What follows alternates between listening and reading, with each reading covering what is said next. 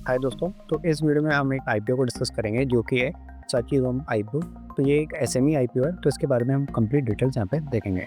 तो इस आईपीओ में हमको डिमांड दिखाई दे रही है क्योंकि यहाँ पे जो इनका लीड मैनेजर है GYR कैपिटल एडवाइजर, इसका ट्रैक रिकॉर्ड थोड़ा अच्छा है।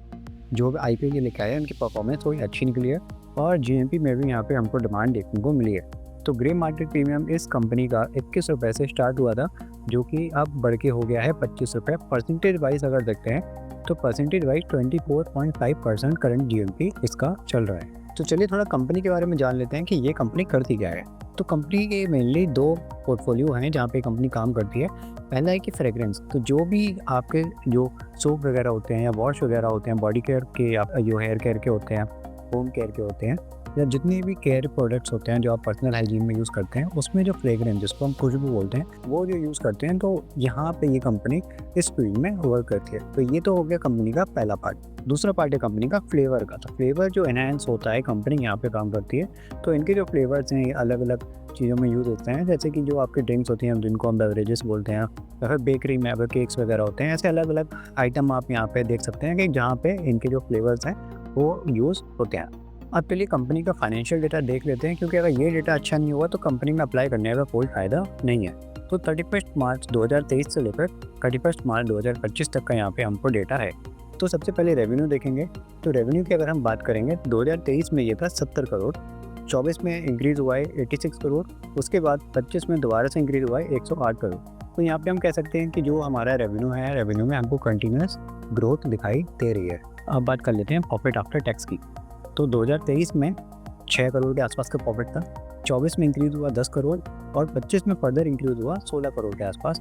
तो यहाँ पे जो प्रॉफिट आफ्टर टैक्स है हमको उसमें भी कंटिन्यूस ग्रोथ दिखाई दे रही है। तो कंपनी के रेवेन्यू में हमको ग्रोथ दिखाई दी, अच्छी ग्रोथ दिखाई दी, और कंपनी का जो प्रॉफिट आफ्टर टैक्स है उसमें भी हमको कंटिन्यूस ग्रोथ दिखाई दी। तो ये डेटा देखते हुए कह सकते हैं कि कंपनी का फाइनेंशियल डेटा अभी अच्छा है।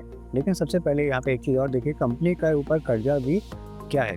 तो 2023 में कोई कर्जा नहीं था, 2024 में इंक्रीज़ हुआ है 1.5 करोड़ के आसपास, और 2025 में 3.5 करोड़ के आसपास का कर्जा है। लेकिन ये देखिए, ये कर्जा बहुत कम है। जो कंपनी का जो नेट वर्थ है ना, नेट वर्थ कितना है, 62 करोड़ के आसपास। तो इससे अगर हम कंपेयर करते हैं तो ये 3.4 करोड़ का कर्जा को हम अभी नेगलेक्ट करके चल सकते हैं, क्योंकि बहुत कम बोरिंग है कंपनी की। अब यहाँ पे कुछ परफॉर्मेंस इंडिकेटर होते हैं जिनको हमको देखना थोड़ा ज़रूरी होता है, क्योंकि ये डेटा भी काफ़ी इंपॉर्टेंट होता है। तो रिटर्न ऑन इक्विटी की बात करें तो 23.1% का डेटा है, तो ये डेटा काफ़ी अच्छा है। रिटर्न ऑन कैपिटल एम्प्लॉयड की अगर बात करें 33% रिटर्न ऑन कैपिटल एम्प्लॉयड है, तो ये डेटा भी काफ़ी अच्छा है। डेट टू इक्विटी रेशियो अगर आप देखते हैं तो 0.06 का है, तो ये बहुत नेग्लिजिबल है। तो ये डेटा को भी हम कह सकते हैं ये डेटा अच्छा है। और यहाँ पे प्रॉफिट आफ्टर टैक्स मार्जिन अगर आप देखते हैं तो 14.1 से 86% का यहाँ पर मार्जिन है, तो ये मार्जिन भी हमको काफ़ी अच्छा दिखाई दे रहा है। तो ओवरऑल अगर हम इस डेटा को कंसिडर करते हैं तो फिर डेटा के हिसाब से भी हमको कंपनी अभी अच्छी दिखाई दे रही है। अब बात कर लेते हैं कि कंपनी की वैल्यूएशन क्या है, क्योंकि अगर कंपनी महंगी वैल्यूएशन पर आएगी तो हम लोगों को वहाँ पे कोई भी लिस्टिंग गेन देखने को दिखाई नहीं देगा। लिस्टिंग गेन को अगर हमको चाहिए तो उसके लिए कंपनी को एक फेयर वैल्यूएशन पर आना बहुत ज़रूरी है, तब जाके हमको वहाँ पे लिस्टिंग गेन मिलता है। क्योंकि अगर कंपनी हमारे लिए कुछ छोड़ेगी नहीं तो स्टॉक का प्राइस ऊपर कैसे जाएगा। तो ये देखने के लिए हमारे पास एक पैरामीटर होता है जो कि होता है पीई रेशियो।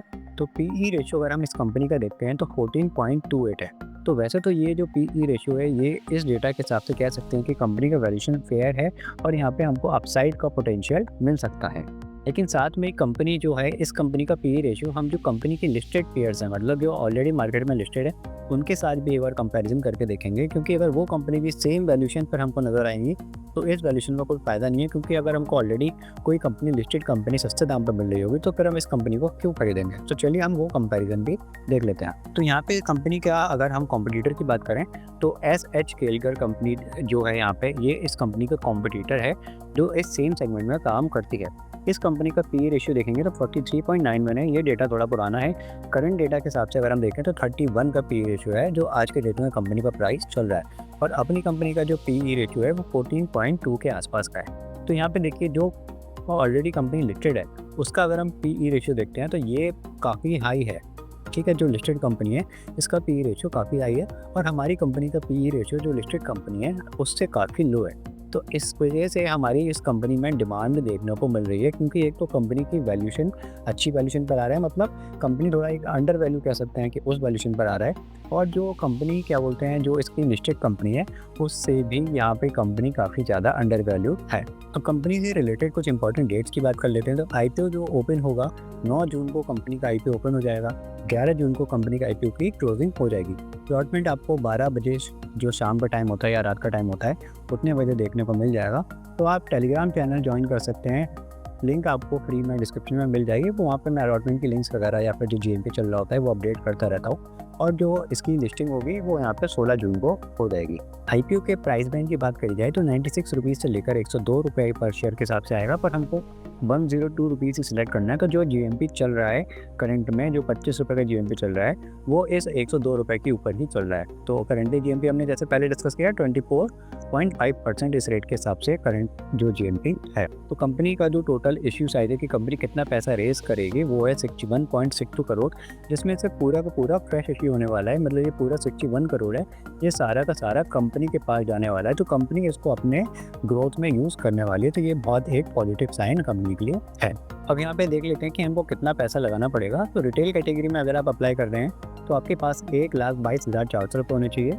और अगर आप HNI कैटेगरी में अप्लाई कर रहे हैं तो मिनिमम आपको 2 लॉट लगाने पड़ेंगे, जिसका अमाउंट 2,44,800 है। और HNI कैटेगरी में आप कितने भी लॉट्स यहाँ पे लगा सकते हैं। रिटेल में मैक्सिमम आप एक ही लॉट लगाएंगे। और यहाँ पे जो अलॉटमेंट का प्रोसेस होने वाला है वो पुराना प्रोसेस ही होने वाला है, जिसको हम प्रोपोर्शनेट बोलते हैं HNI कैटेगरी में अगर आप लगाते हैं। और रिटेल कैटेगरी में यहाँ पे क्या है, जो लॉटरी सिस्टम ना वही होने वाला है। तो ये लॉटरी सिस्टम किसके लिए है, ये रिटेल कैटेगरी के लिए है। और ये जो प्रोपोर्शनेट सिस्टम है ये है HNI कैटेगरी की है। तो कह सकते हैं कि जो पुराना जो IPO रूल है, अभी नया वाला इस IPO जो अलॉटमेंट प्रोसेस है इस वाले IPO में एप्लीकेबल नहीं होगा। तो ओल्ड जो रूल है वही यहाँ पे चलने वाला है। तो इस IPO में मैं क्या कर रहा हूँ, तो मैं इस IPO में अप्लाई करने जा रहा हूँ। तो अगर यहाँ पे कोई और IPO क्लैश नहीं करता है ना, अगर इस IPO के साथ कोई और अच्छा IPO क्लैश नहीं करता है तो इस IPO में मैं अपनी एप्लीकेशन लगाऊंगा।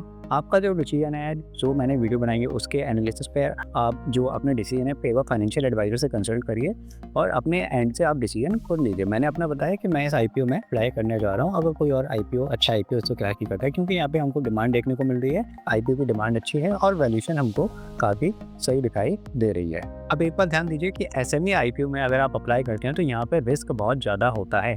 तो यहाँ पे अगर आप अप्लाई कर रहे हैं तो ये सोच के करिए कि अगर IPO कैसा है, अगर IPO अच्छा है तो अगर वो डिस्काउंट में भी लिस्ट होता है तो क्या आप वो लॉस ले सकते हैं, या फिर अगर वो डिस्काउंट में लिस्ट होता है तो क्या आप उसमें थोड़ा लॉन्ग टर्म के लिए सोच सकते हैं क्या। तो मैं ये सोच के IPO में अप्लाई करता हूँ कि अगर IPO डिस्काउंट में भी लिस्ट हुआ तो मैं उस शेयर में इन्वेस्टमेंट बनाए रखूँगा, ताकि वो लॉन्ग टर्म के लिए आगे जाके जब कंपनी अच्छा करे तब मैं बेच सकूँ।